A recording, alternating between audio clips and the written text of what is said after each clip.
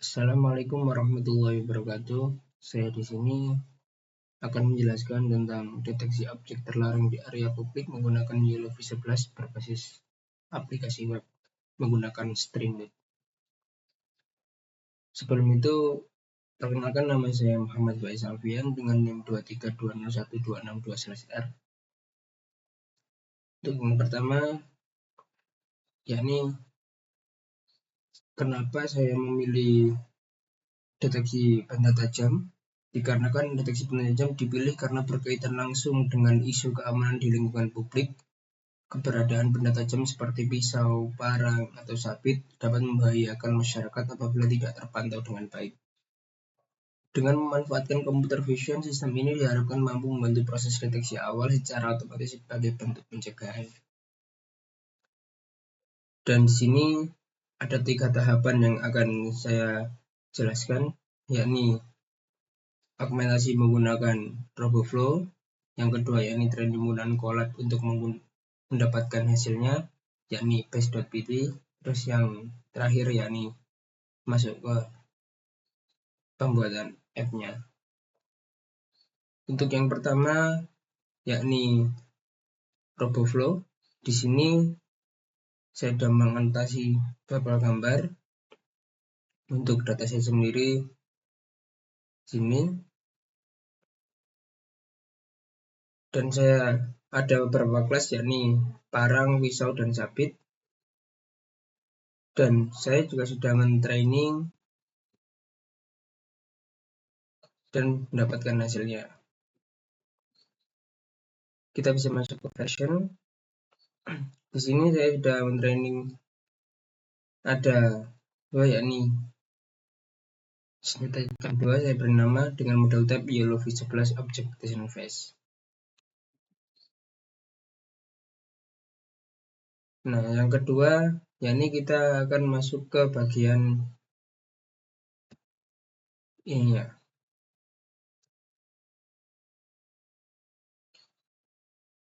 Yang pertama ada beberapa tahapan, yakni kita harus menginstal apa yang dibutuhkan dulu, yakni seperti di sini kami menggunakan Ultralisk dan RoboFlow. Diinstal terlebih dahulu. Habis itu kita masuk ke bagian setup untuk Ultralisknya. Yang ketiga yakni kita mengambil API dari RoboFlow tadi dengan cara ini. Habis itu kita dalam dataset kita pilih format yang digunakan yakni YOLO V11.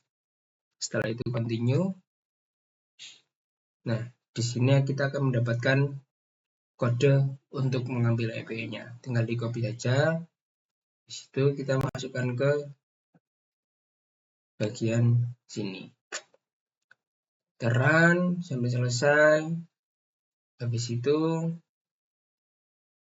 kita akan men-training datasetnya. Dan di sini saya menggunakan 50 epoch dengan image size-nya yakni 640. Kita run. Dan ini mungkin cukup memakan waktu ya. Sampai yang terakhir yakni kita menyimpan datasetnya menggunakan base.pt tadi. Setelah kita mendapatkan, maka kita bisa mulai untuk membuat app-nya. Nah,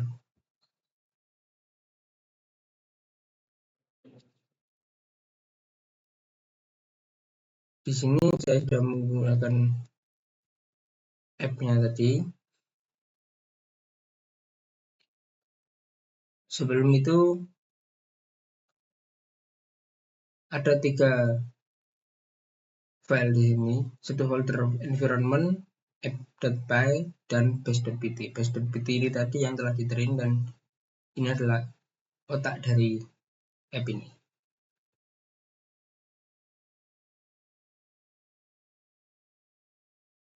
Untuk yang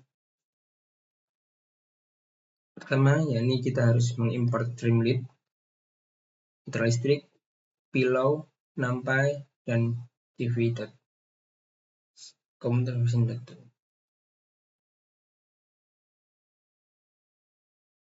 Nah, sebagai prasyarat kita harus punya itu dulu. Di sini saya sudah men-training.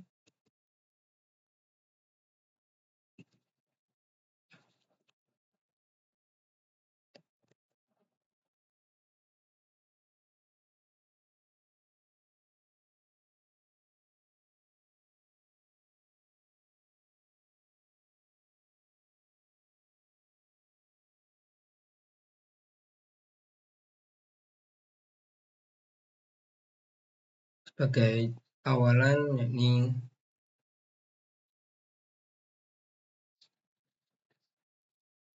kita harus membuat environment terlebih dahulu dengan menggunakan ini.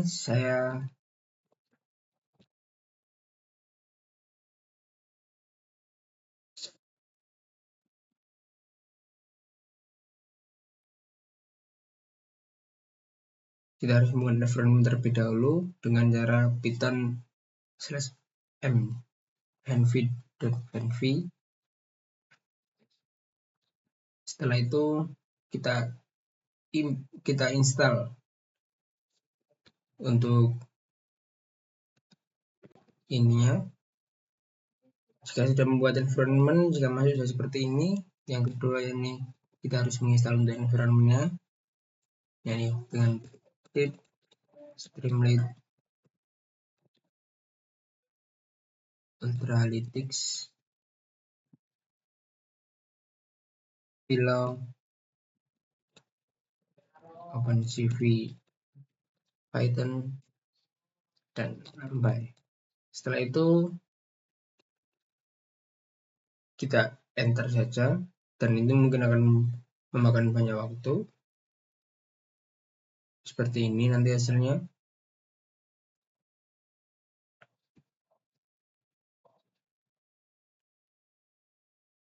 Nah, jika sudah, maka kita tinggal menjalankan ininya, app-nya. Dengan cara, karena di sini saya menggunakan Streamlit, maka Streamlit run.py. Maka kita jalankan. Sini kita akan mendapatkan linknya.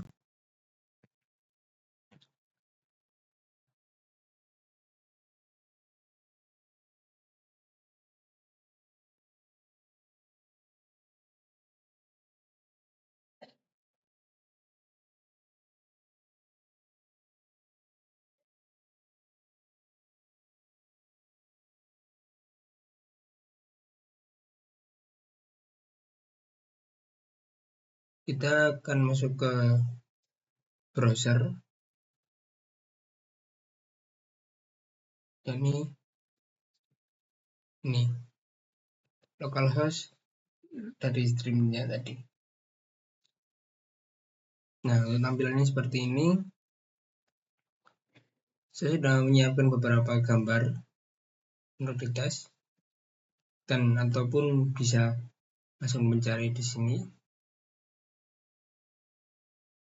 Saya menggunakan JClass tadi, yakni dataset. Ada parang, ada pisau, dan ada sabit. Coba kita cari yang namanya sabit di sini.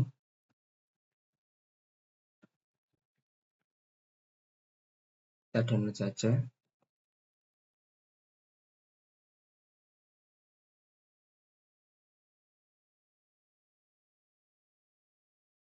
Setelah itu coba kita cari.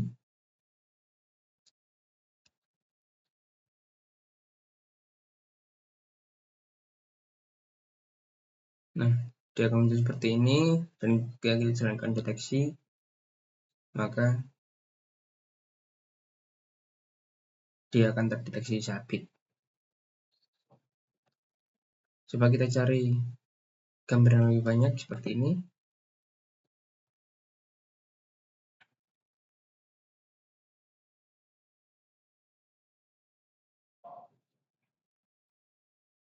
Kita cari lagi. Nah, kita jalankan deteksi lagi.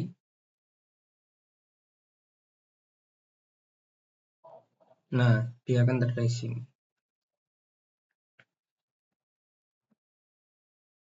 Kita cari pisau, misal.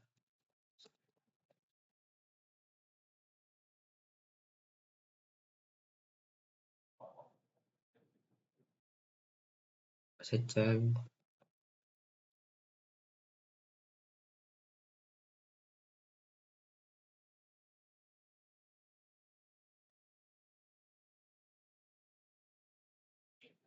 Coba kita masukkan.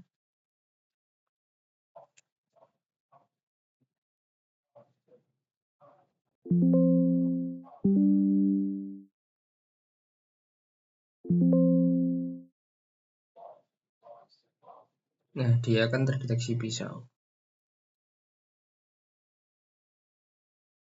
Kita lanjut. Coba kita cari seperti ini. 3 gambar.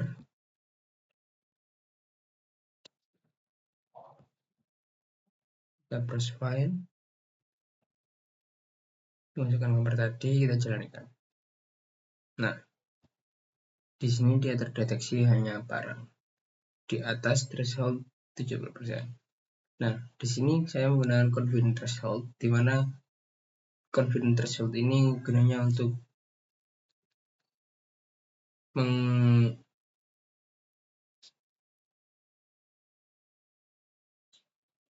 membantu jika kita mau menggunakan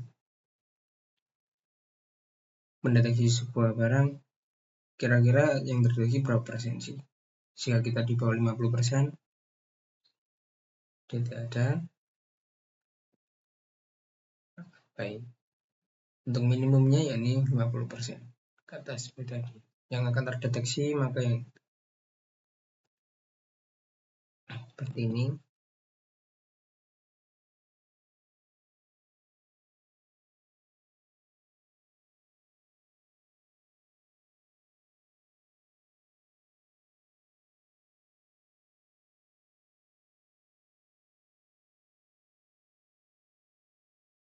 Nah, dia terdeteksi barang.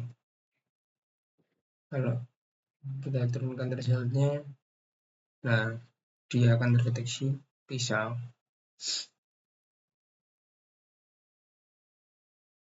Karena juga threshold 30%. Di atas 30%.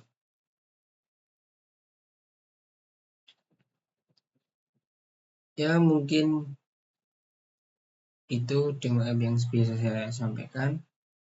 Dan untuk kesimpulannya, yakni berdasarkan hasil pengujian, sistem deteksi benda tajam berbasis YOLO ini ya berhasil mengenali objek tajam pada cheater digital dengan performa yang belum cukup baik. Proses pengolahan data pelatihan model hingga implementasi aplikasi web berbasis Streamlit dapat berjalan secara end-to-end. Hasil penelitian menunjukkan bahwa pendekatan computer vision dapat digunakan sebagai solusi awal untuk mendukung sistem keamanan lingkungan.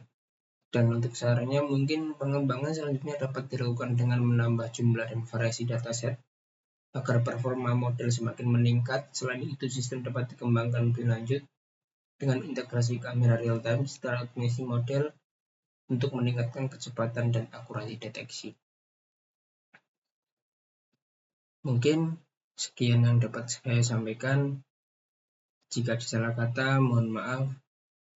Assalamualaikum warahmatullahi wabarakatuh.